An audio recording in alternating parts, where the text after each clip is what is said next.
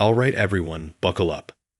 Today, we're right outside a police station, and our auditor is about to launch a drone. What seems simple, just flying a small drone, quickly escalates into a tense test of authority, privacy, and law. Will the surgeon understand drone regulations, or are we in for a classic clash of knowledge versus control? Stay tuned, because this isn't just about flying tech. It's about rights, responsibilities, and a subtle standoff that could explode at any moment. After extensive research there, PTTP has concluded now that I was right. So the drone is going to go up. Almost shoelaces come undone there. But yeah, so the drone is going to go up. The new updates that they're talking about as of the beginning of July just specify around drones that want to fly in the specific category. You can still fly in the commercially in the open category if your drone is under 250 grams.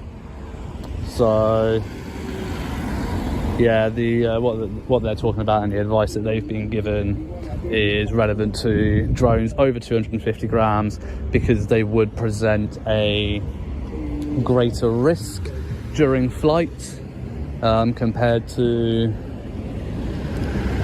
a smaller drone. So the rain, it's just started bloody raining, typical that is. So we're just gonna wait for this rain to sort of trickle off and pass, and then yeah, we're gonna get the drone up and over and get the shots that we said we were gonna get. And yeah, we'll see where we go from there, but just for the time being, just gonna let this rain ease off.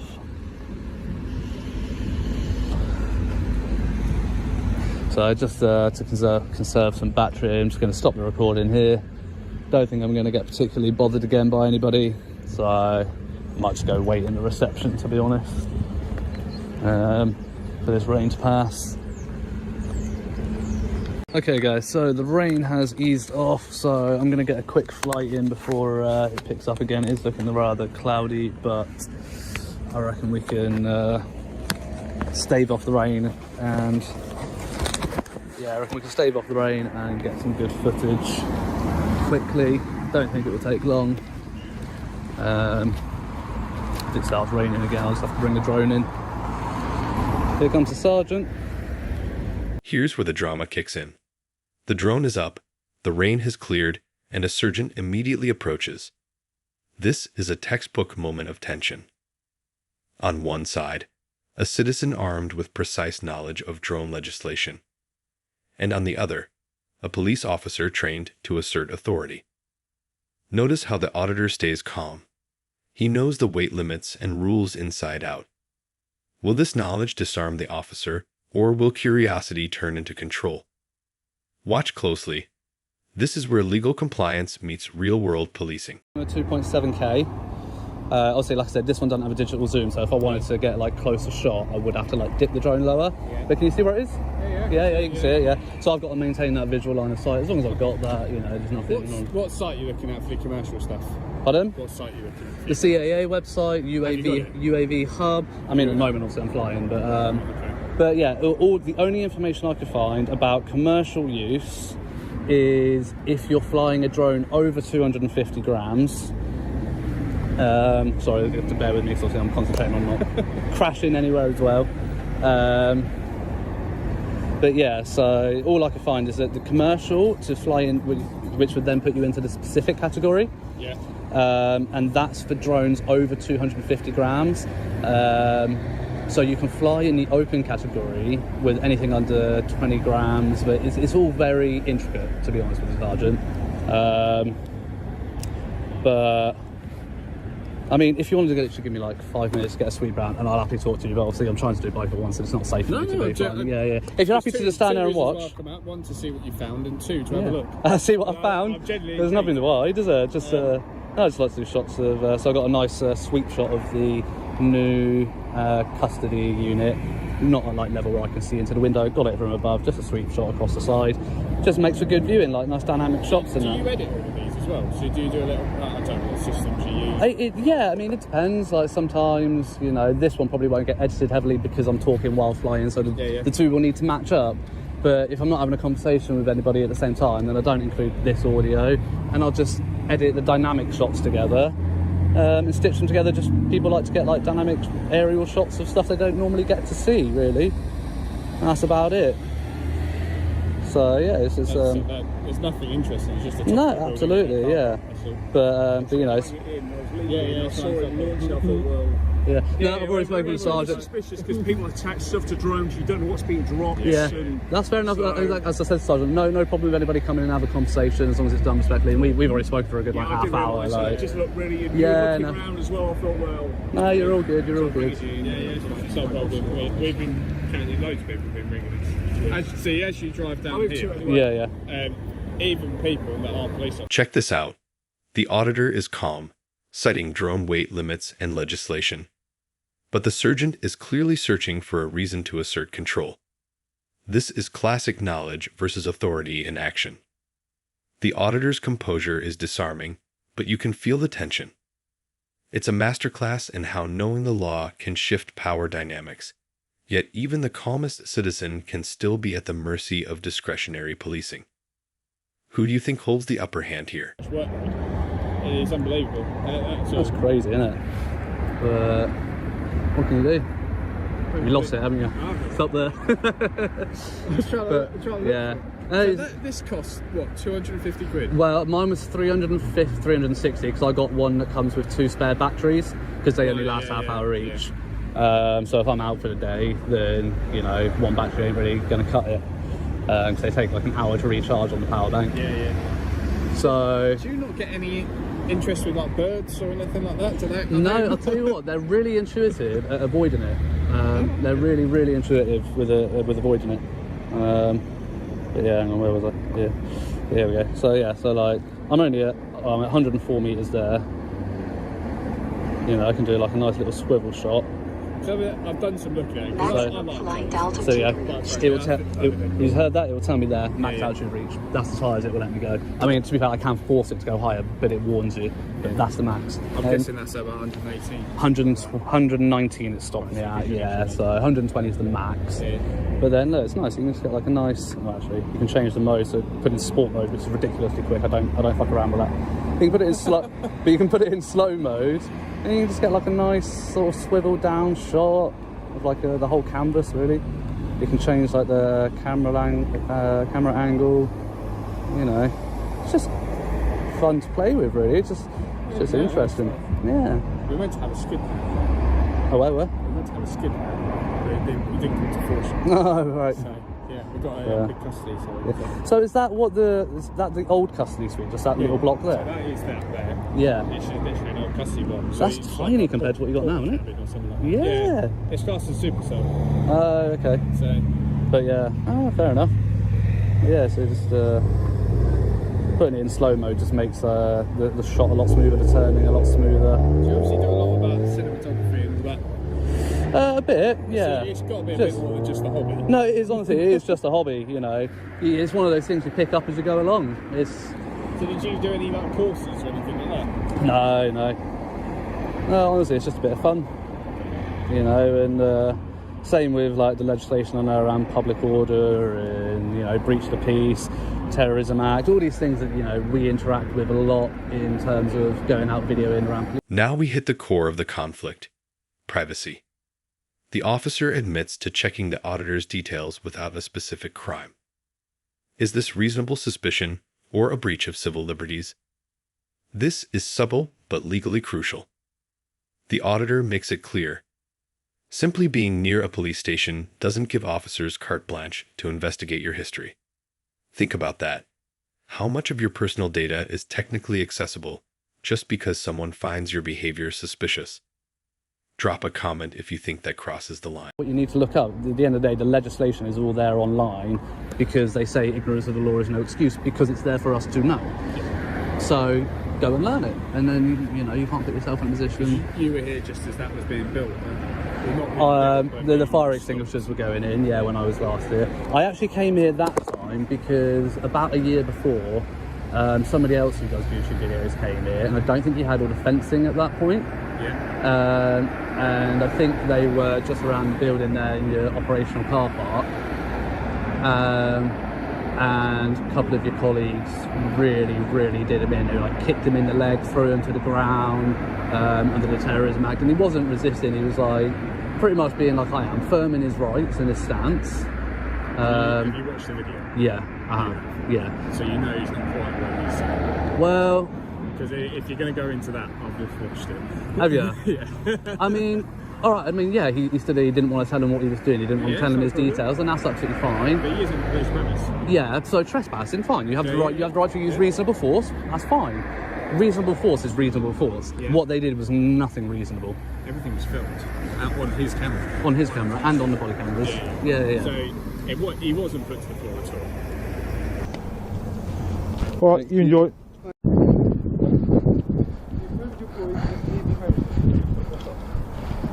Okay, right, sir. You're under arrest for obstructing, police. How am I obstructing? How am I obstructing? How am I obstructing? Alright, fine. On the floor! How am I obstructing? How am I obstructing? Have on you. You kill. Right, you're under arrest. Obstructing police. Section 5, public order. There we go. How? Stand by. You on? Cool, cheers. How was I obstructing? Sorry, mate. So that's trespass? Yeah. That's not obstructing, is it? He's gone to make off as well, so resist arrest. Yep. But you're also under arrest on suspicion of resisting arrest, alright? Yeah, he's in here break filming us, mate. Yeah, because you lot are coming up to me and Yeah, cheers, mate. Well, why are you coming? Because I can't be here. Why? There's no need to arrest me. Here. It's as simple as that. Well, fine, I'll leave, man. What do you want me to do? No, you ain't going, mate. You ain't going anywhere. It's not happening. You ain't going anywhere now, mate. From what I remember, He wasn't put to the floor. no. No, because again, I'm not going to come out to you and talk about stuff that No, I that's don't fine. know. Okay, it's been a while since I watched it. Anyway, that video was the reason I came here in the first place. Here's a key lesson for all auditors and citizens alike. Silence can be golden. By engaging too much, our auditor has inadvertently handed the police puzzle pieces to identify him. Every word, even in friendly conversation, can be used to build a profile or justify further checks. It's a rare moment of self-reflection that perfectly demonstrates why many choose to stay silent. Remember, knowing your rights isn't just theory, it's tactical. Yeah, exactly. I mean, you get different response in London than you do out in somewhere like if I would stop at St Neots on the way home, they probably wouldn't give a crap. There's probably not enough people there to notice it, you know. So depending on where you go. So that's been fine about 10, 15 minutes? How much Yeah. actually you got? 54% left. That's not bad. Yeah, like I said, in good conditions, you can get half hour out of it. That's the optimum. And once you get low enough, you just hold it down. And it will automatically land. Yeah. But, you know what I didn't do though? When I took that up, I didn't start recording. I'm going to take that up again in a minute. Because your YouTube channel is Follow Right? Follow Right or something like that? No, that's not a word. What? I don't know. I don't know how to say it. I don't know how, but that's your channel, isn't it? Yeah. Yeah, But- I thought it was. Yeah. You found the other one from when I was here. Yeah. Well, that's what I said. We're wearing the same jeans. Yeah, same jeans, same jacket. Yeah, this is my only bike here. But Okay, so mess up the landing. no, it was raining and the reception was closed. Fair enough. So yeah, but I came out to just have a look. How it lay. Yeah. He wouldn't give. you did find me. I knew you You hung would. around too long. Yeah, knew you would. But We're not going to do with anything with it. I mean, No, it's, fair enough. as I said, I'll come and talk to you about it. Yeah. I was genuinely interested because Yeah. I like drones. yeah, I'll tell you what, I highly recommend it. They are good fun. But like I said, you do have to know your legislation because you can get yourself into trouble with it. But yeah, I said to the reason I said to that, obviously I was arrested like a few months ago. I'm actually fighting that one in court at the moment. I remember when your last video came out for here, actually, because I think that was quite a positive interaction. It was, yeah. The inspector tried to get my ID in there, but he wasn't awful. Really polite PC down there. Didn't have anything bad. I mean, to be honest, Bedford's been a bit of a mixed bag today. Like down Kempston. This part is fascinating. The sergeant tests loyalty by asking if the auditor would intervene to help an officer in trouble. But the auditor points out a huge shift in public perception. Uniform doesn't equal automatic trust. Without witnessing the context, assisting could make you complicit in potential abuse. This exchange illustrates the disconnect between police expectations and modern citizen awareness. It's a subtle but important commentary on trust, accountability, and public safety. Debate about privacy. The officer admits to running background checks without a crime, and the auditor traps him in a logic puzzle that exposes how easily your data can be accessed. Depending on how you are, not you specifically, how people react, it depends on whether we detain you or not, or whether we have the powers to. Well, exactly. exactly. Quite frankly, as we've said to you, there's no point because you're amicable with us, you're talking to us. Yeah. So what's the point? We might as well just go and find out and then come back. Exactly. I'm happy to have a conversation with you. Like I said to you, that's why I didn't want to give him my details at the time. A, because I just want to stand firm in my rights. But A, I know you can easily find me on the system. But yeah, I was thinking that when I was waiting for the rain to pass to take the drone off, I was like, they're going to be in there looking for that video. They're going to search me through it. And they're going to know who I am. There's certain ways to find it. But can I ask you, what was the reason for searching me through the PNC? Just obviously the suspicious behaviour. We have beat through PNC. Well, so how did you find me? So, YouTube. Yeah, but how did you find my name from that? So we have other systems, so we can do intel checks and things like that. So okay. If we think that you are acting suspicious, so we want to just check you are who you say you are. You told us today that you've come here for a legitimate person. Yeah. Reason, sorry. You know, you've got an interest in police stations, police vehicles. Sure. If I do an intel check and then it comes back and there's a lot more serious stuff, you've got if I got like terrorism, to be fair, it'd be interesting, so I might should do a start for that. From what I've seen, it just backs up what you've already told us, so completely satisfied here for a legit purpose. Yeah, exactly. We have to know who we're talking about, and you're quite right, we have to have a reason to put someone through PNC. We didn't have the reason to put you through PNC, so we've got other systems. So you've got other systems. It's more like a soft check, basically. So to do a soft check, even that, so for me personally, because at the time that you went in there to watch the video, I don't think that you suspected me of committing any offences. No. So for me, I think that is a violation of right to privacy. I think that the police should only be able to even do a soft search that brings up my name because obviously arrests and whatever. I think that you should only be allowed to do that if you have legitimate grounds, because you suspect, not just suspicious behaviour, but you have actual suspicion. Concerns though? What are you worried that I would do with your information? Pardon? What are you concerned I would do with your information? No, it's just that thing of violation of rights. That's the only thing it is. It's more your privacy. Yeah, and that's all it is, you know. So I'll flip that, because you said you like a bit of this bit of conversation. Yeah. Is this not breaching somebody else's privacy, taking their cars, watching what you're taking from over there, taking all of their details, taking their faces? Because that's all the information we had with it. We've come to have a conversation with you. Sure. You've done a check. MOT. That's all I can get. You can do a search on Google, Yeah. on voters. You can find out who's somewhere within the area. It actually tells you a register of who's in the area. But you can opt out of that register, the electoral register. Can. So again, that onus is on the person to create their privacy, MOT isn't it? tax. But yeah, that's all you can see when they run a number plate through the government website is it insured, is it MOTs? Is it taxing MOTs? So then you do freedom of information.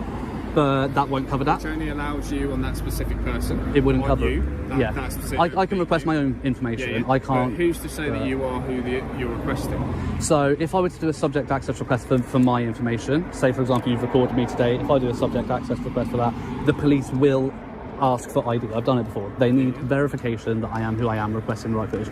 And I disagree with that. I think that I shouldn't have at the moment as well, but I suspect who you are. Yeah. But I don't know that for certain. That YouTube channel just happens to be someone that sounds like you. Could be. Covers the same places. But yeah, I still think even doing a soft search on that, without articulable suspicion of a specific offence, I think it is a violation of privacy. Personally, it is something that I will go away and I will probably do a freedom of information request, not a subject access request, to your chief constable, about whether or not that is proper use, whether or not you do have the authority to run those checks within the absence of a suspected offence. Because the suspicion isn't a crime. I find lots of things suspicious. You find lots of things suspicious. Obviously, you have more access to more. And it's more our job to find things suspicious. Yeah, but, you know, finding something suspicious, unless that you suspect a specific offence, I just find it a huge violation of privacy personally. For you and for our feedback, how would you like the police to be able to understand who we're dealing with? Bearing in mind, we don't deal with, like, you're being really nice, you're being really kind to us, talking.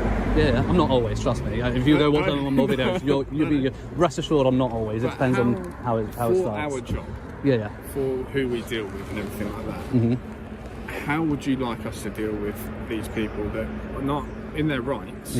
Don't need to tell us, but we need to know who we're dealing with, just in case they're either wanted for an offence. We need to know who they are so we can get the relevant medical documents to give them the care, such as if you've been in custody, the medical practitioner, all of that. But if you've been in custody, you've been arrested, and you're legally obliged to identify at that point. Once you've been remanded in custody by the desk sergeant, you are legally obliged to identify. So after over an hour and a half, the auditor reflects. Despite careful flying and following the law, he's identified simply by lingering too long and talking too much. This segment highlights three things. Friendliness doesn't equal safety. Modern surveillance fills in gaps without physical ID, and asserting your rights respectfully is often the best defense against escalation. Policing isn't black and white, and even legal compliance doesn't guarantee anonymity. If you suspect me of committing an offence to the point where you're going to arrest me, then legally, if it's a lawful arrest, I have to identify. So today, me doing some checks, checks, that either strengthens or weakens your account of what you told me is going on today. So if I did some checks and it comes back with some completely different stuff, then my suspicion that actually maybe you're here for an ulterior motive, and what you told me is a completely impossible. To go up. But me doing that check actually backs up what you said, and that alleviates any concerns that we've got. So I go back to my question. How would you like us to operate if we don't have those systems? P&C completely understand, because that is really quite detailed. How are we meant to deal with people?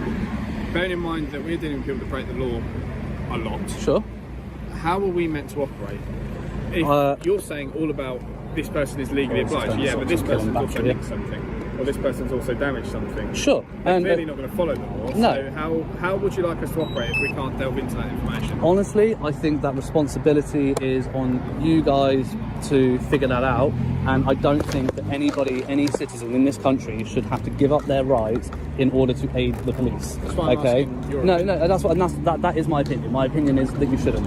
So you're telling us you shouldn't, but you wouldn't be able to give us an alternative? Today, I think you haven't given up any privacy today, have you? Not willingly. No. You haven't had to, have you? Like, I haven't forced anything out of you. You haven't forced anything out of me. No. We've had a friendly chat, and off the back of that, See, I've done some checks but because I've had this discourse with you, as soon as you came over, I could have been pig ignorant and just said, fuck off, I don't want to talk to you. You know, but because I've talked to you today, and I've had this discourse with you, and I've said too much, that's given you the information to go search me. You know what I mean? And this is why you don't talk to the police. Don't do what PTTP has done today. And it is, you know, but I'm not that bothered about you guys finding out who I am, because, you know, after I said, it is just purely so we can kind of back up your account. But after I've gone away, you could have found it out anyway when this went up. What flavour? Mixed berries at the moment? I don't know. Just actually running out to up. But yeah, honestly, like, this is why you don't talk to the police, and this is why silence is golden when you talk to the police, really, because... So, let's wrap this up. Today's interaction shows the delicate balance between civil liberties and police powers. The auditor flew legally, maintained composure, and exercised his rights, yet modern systems quickly identified him. The takeaway: knowing the law, asserting your rights, and staying calm can protect you. But silence and caution are often your best allies. If you found this case as eye-opening as we did, hit that like button, share your thoughts in the comments, and don't forget to subscribe for more jaw-dropping courtroom and body cam breakdowns. Stay safe and stay informed.